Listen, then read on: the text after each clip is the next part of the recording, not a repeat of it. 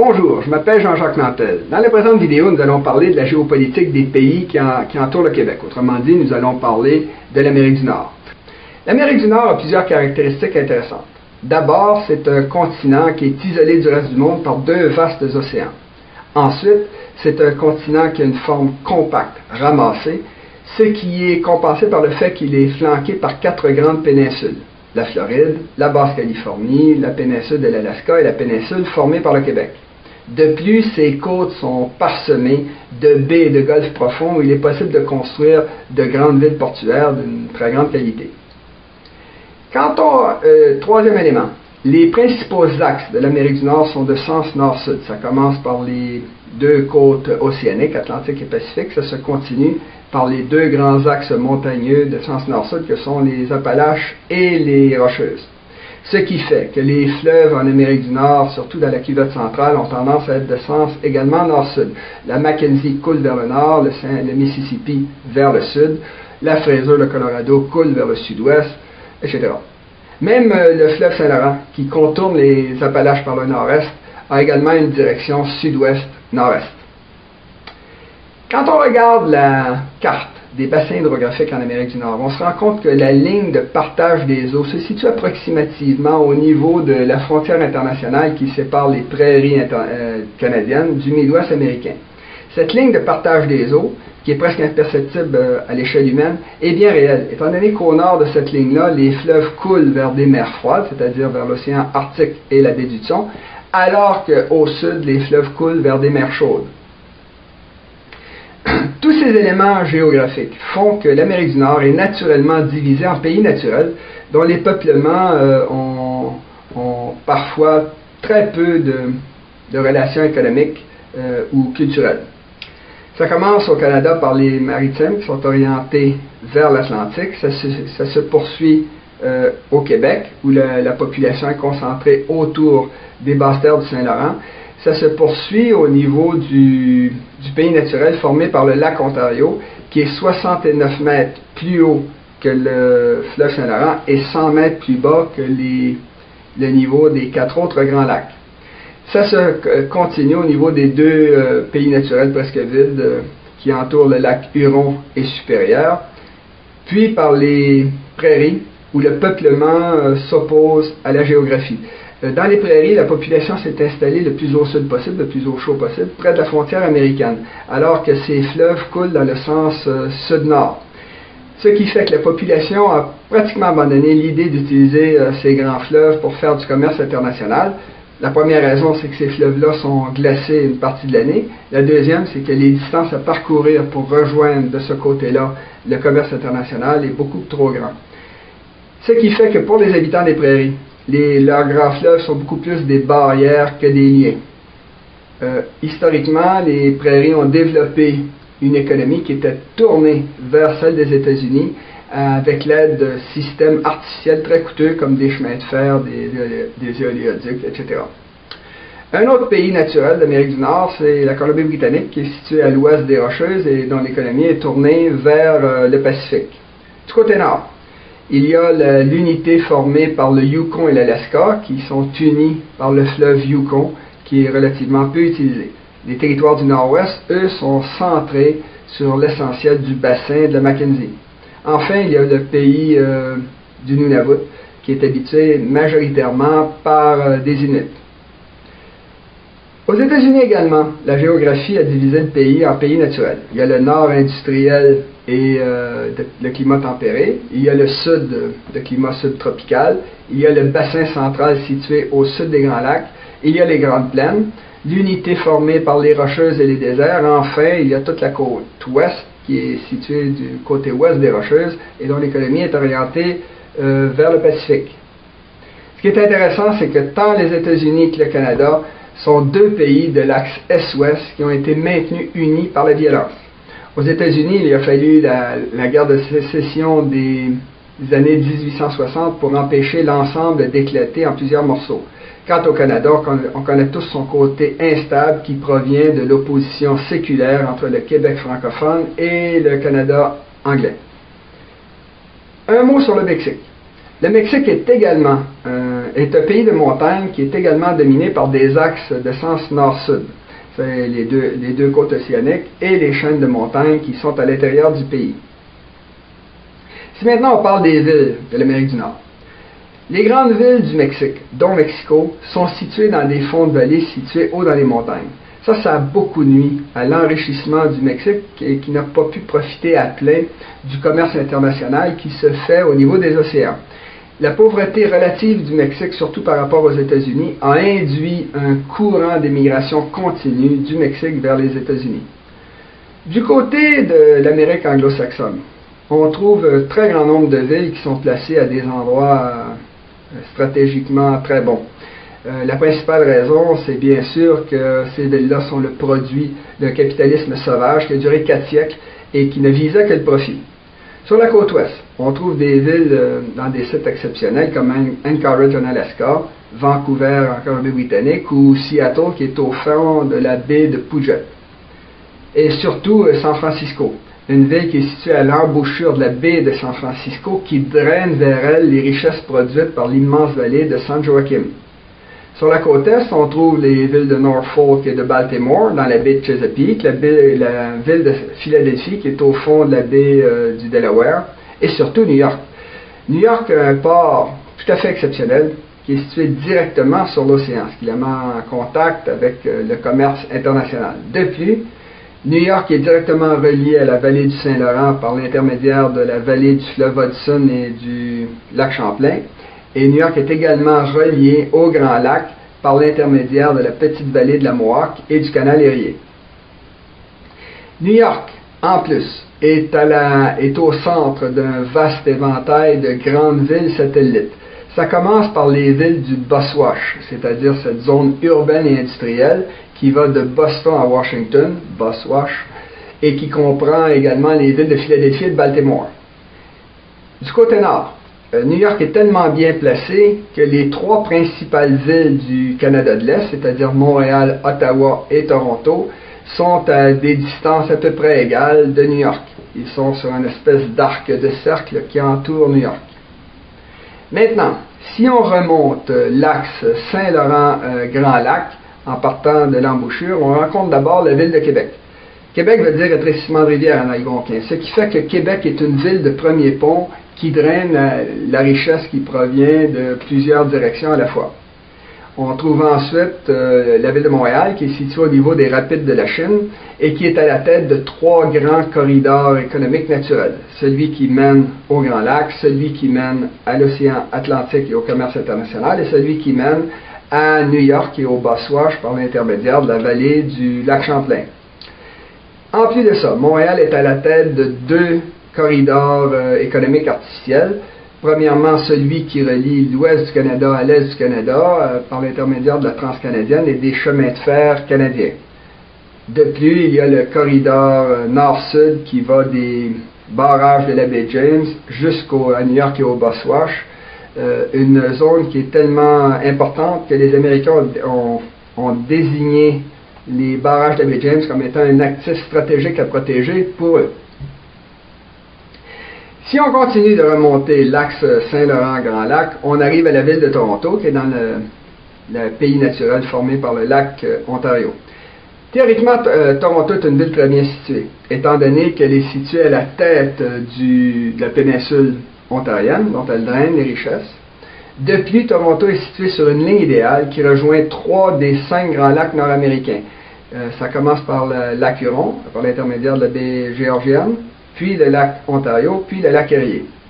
De plus, Toronto est situé à l'endroit où part le chemin le plus court pour faire le tour des grands lacs nord-américains.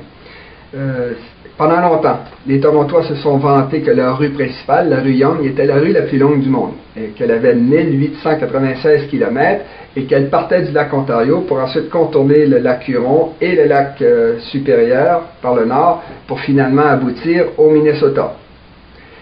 Enfin, Toronto, au cours du dernier siècle, a beaucoup profité de la construction de canaux artificiels, de 3 séries de canaux artificiels qui aboutissent dans sa région, qui sont de sens est-ouest et qui ont été construits avec des capitaux qui provenaient de l'extérieur de l'Ontario. Ça commence par le canal Erie, qui aboutit à Buffalo, qui n'est pas très loin de Toronto, et qui a été construit en totalité par des fonds qui provenaient des États-Unis. Ça se continue par la série d'écluses qui canalisent le Saint-Laurent et par les écluses du canal Welland, deux systèmes qui ont été construits avec des capitaux qui provenaient à 25% des États-Unis, à 25% des taxes fédérales payées par le Québec et à 25% des taxes fédérales payées par l'ensemble des autres provinces canadiennes. En dépit de tous ces avantages, Toronto s'est quand même révélé être une ville instable. Même si elle est située entre New York et Chicago, la barrière des Appalaches est tellement importante que l'économie de Toronto s'est naturellement tournée vers les villes industrielles qui sont situées autour du lac Erie et du lac Michigan, deux lacs qui sont complètement contrôlés par les Américains. De plus, Toronto est situé au sud de territoires qui ne se sont jamais très bien développés. Ça commence par la baie Géorgienne, le lac Huron et le lac Supérieur, qui sont, comme on l'a dit, presque vides d'hommes. Depuis, le nord de l'Ontario ne s'est jamais beaucoup développé.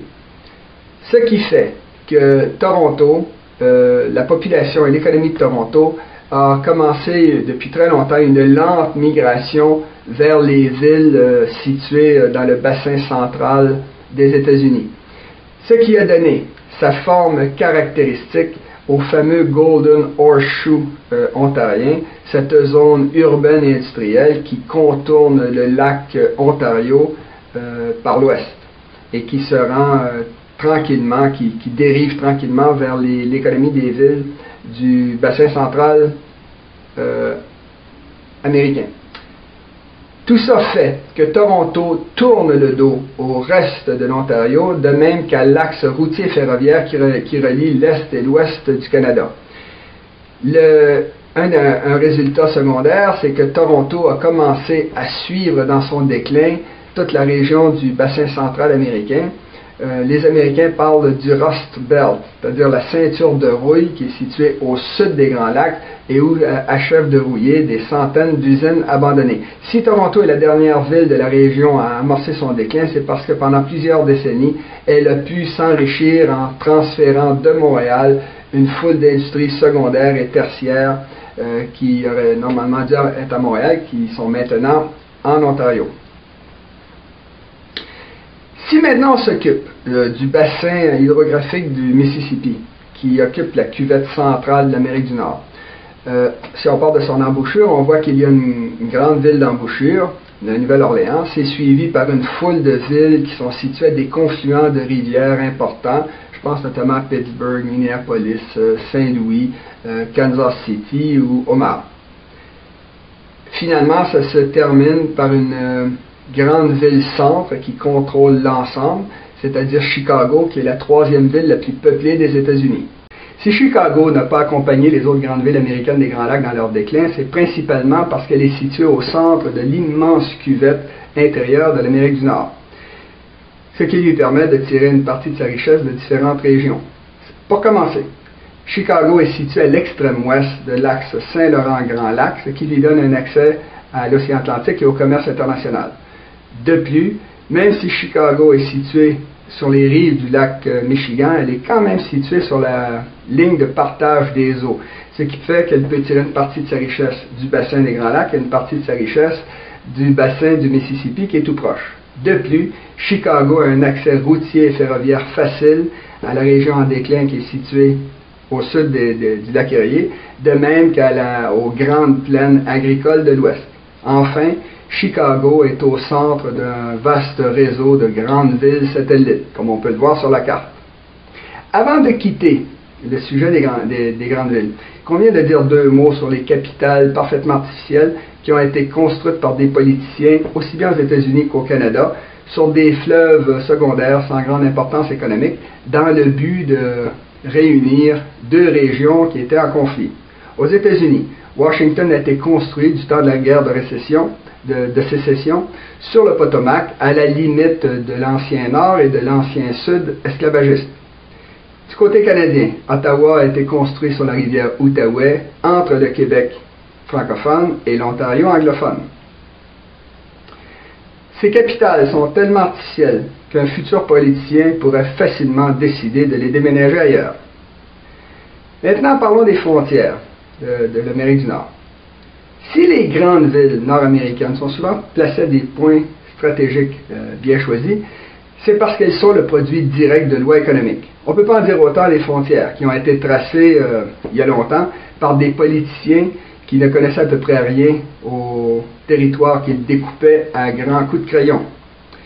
Ce découpage des frontières, de toute façon, s'est fait dans la précipitation, à l'époque où un continent entier, l'Europe, déversait ses surplus de population sur une Amérique du Nord qui, en plus, avait un très fort taux de natalité. Devant l'immense marée humaine qui avançait d'est en ouest en bousculant tout, toutes les puissances étrangères qui avaient des intérêts sur le continent nord-américain ont été obligées de reculer ou de vendre des territoires plutôt que de se les faire bêtement voler. C'est ce qu'a fait l'Angleterre du côté du Canada, c'est ce qu'a fait l'Espagne en Floride, la France en Louisiane, le Mexique au sud-ouest et même la Russie en Alaska. Le résultat, en pratique, ces abandons de territoire ont permis au peuple américain de s'avancer jusqu'au Pacifique sur un large front à partir de la côte atlantique, ce qui a donné la forme rectangulaire caractéristique des États-Unis actuels. Voilà pourquoi les frontières internationales des États-Unis sont si souvent rectilignes et qu'elles ne respectent à peu près aucune frontière naturelle. Du côté nord, les Américains qui allaient à l'ouest, et non pas au nord, ont commencé par abandonner les deux rives du Saint-Laurent au peuple québécois qui l'habitait déjà. Quand ils ont donc respecté la frontière qui suivait, grosso modo, la ligne de crête des Appalaches. Quand ils se sont approchés du lac Champlain, cependant, les Américains ont imposé une frontière le long du 45e parallèle, de façon à pouvoir aller s'approprier toute la rive sud des Grands Lacs, dont le lac Michigan en totalité. Par la suite, lorsqu'ils sont parvenus à la pointe ouest du lac supérieur, les Américains se sont arrangés pour s'approprier la quasi-totalité du bassin hydrographique du Missouri en imposant une frontière au Canada qui suivait le 49e parallèle. Cette frontière est tellement artificielle que les deux pays se sont entendus pour déboiser 3 mètres de territoire de chaque côté de la frontière de façon à la rendre parfaitement visible. Enfin, du côté nord, les Américains ont imposé une frontière rectiligne tout aussi artificielle entre le Yukon et l'Alaska. Autrement dit, le Canada, c'est ce qui est resté après que les États-Unis se soient servis en Amérique du Nord. Du côté sud des États-Unis, il est aujourd'hui devenu parfaitement évident que les frontières imposées par Washington au 19e siècle sont parfaitement illusoires. Maintenant que l'Occident, et notamment les États-Unis, sont entrés dans une profonde décadence, les Mexicains ont entrepris de repeupler les territoires que Washington leur a volés au milieu du 19e siècle et où les noms sont souvent d'origine espagnole. On pense à San Antonio, El Paso, San Diego, Los Angeles, San Francisco, Sacramento, etc. Ça fait longtemps qu'au Texas, la frontière qui est située sur le Rio Grande est devenue une farce et que les populations mexicaines se sont réappropriées les deux rives du fleuve comme c'est normal. C'est la même chose le long de la longue frontière rectiligne qui traverse les déserts du Nouveau-Mexique, de l'Arizona et même de la Californie. On assiste ici à une véritable reconquista, étant donné que la Californie a aujourd'hui une population majoritairement latino-américaine et que le mouvement de repeuplement en question est loin d'être terminé. Les frontières intérieures des États-Unis et du Canada sont tout aussi aberrantes. Aux États-Unis, le Mississippi sert par exemple de frontière à une dizaine d'États et de nombreuses frontières rectilignes divisent des pays naturels pour former des États qui ont des populations souvent très inégales, ce qui nuit beaucoup au développement de l'ensemble.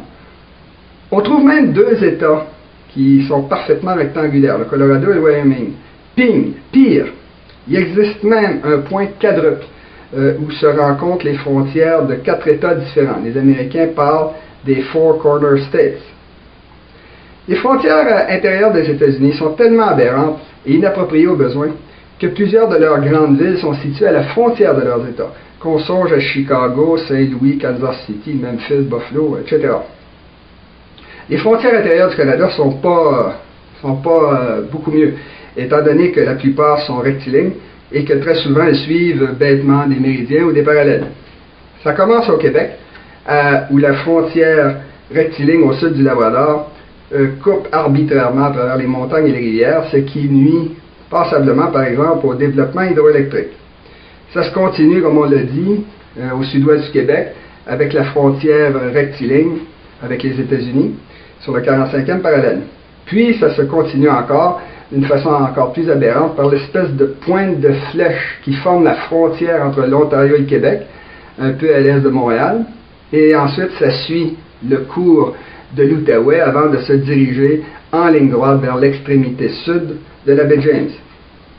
Si les dessinateurs de frontières avaient respecté les frontières naturelles du Québec, ça ressemblerait un peu à cela. La frontière suivrait la ligne de crête des Appalaches, puis la ligne de crête des Adirondacks, avant d'englober toute la partie ouest des basses terres du Saint-Laurent qui ont été arbitrairement confiées à l'Ontario, pour ensuite englober également le bassin de l'Outaouais qui est un affluent du Saint-Laurent, avant de continuer, en respectant les bassins hydrographiques, vers la pointe sud de la baie James. Du côté de l'Ontario, la frontière ouest a clairement été tracée de façon à mettre tous les 4 grands lacs canadiens dans la même province. Cependant, cette frontière est tellement rectiligne qu'elle est bien sûr complètement artificielle. C'est la même chose au niveau des frontières qui divisent les différentes provinces de l'Ouest canadien, étant donné qu'elles ont clairement été tracées pour donner une surface égale aux 4 provinces de l'Ouest. Du côté nord, la frontière qui sépare le Yukon des territoires du Nord-Ouest est assez bien dessinée, étant donné qu'elle passe à travers les montagnes. Cependant, la frontière est des territoires du Nord-Ouest est tellement rectiligne qu'elle est bien sûr aberrante. C'est d'autant plus vrai qu'elle aboutit elle aussi à un point quadruple, une rareté sur les cartes du monde. Très clairement, les frontières politiques, tant intérieures qu'extérieures de l'Amérique du Nord, auraient intérêt à être redessinées pour rendre l'exploitation du continent plus efficace et rentable. Compte tenu de l'appauvrissement rapide que nous allons connaître au 21e siècle et qui est déjà commencé, il se pourrait qu'un tel redécoupage se produise beaucoup plus tôt que les gens ne le pensent. Il devrait favoriser un pays naturel comme le Québec et défavoriser un pays artificiel comme le Canada. Si nos chefs continuent de refuser de tenir un référendum et de couper nos liens politiques avec le Canada anglais, nous devrions aider les Américains à le faire. Je rappelle qu'à 2 reprises, les Américains sont entrés par la force au Québec pour redessiner les frontières du continent. La première fois lors de leur guerre d'indépendance et la deuxième fois lors de la guerre de 1812. La prochaine fois que les Américains vont envahir le Canada, les Québécois auraient intérêt à s'entendre avec eux pour joindre le Québec à l'ensemble nord-américain auquel de toute façon il appartient déjà. C'est d'autant plus vrai qu'un redécoupage des frontières rationnelles impliquerait la préservation d'un pays naturel comme le Québec et la préservation de son gouvernement qui continuerait à s'occuper de ses problèmes intérieurs plus près des gens, alors que Washington continuerait à s'occuper, comme c'est déjà le cas, des problèmes de l'ensemble du continent. Pour les Québécois, un tel redécoupage des frontières aurait pour principal avantage de les débarrasser définitivement du parasitisme économique du Canada anglais. Comme d'habitude, je vous encourage à distribuer cette vidéo librement dans vos médias sociaux. Je vous en remercie à l'avance et je vous salue.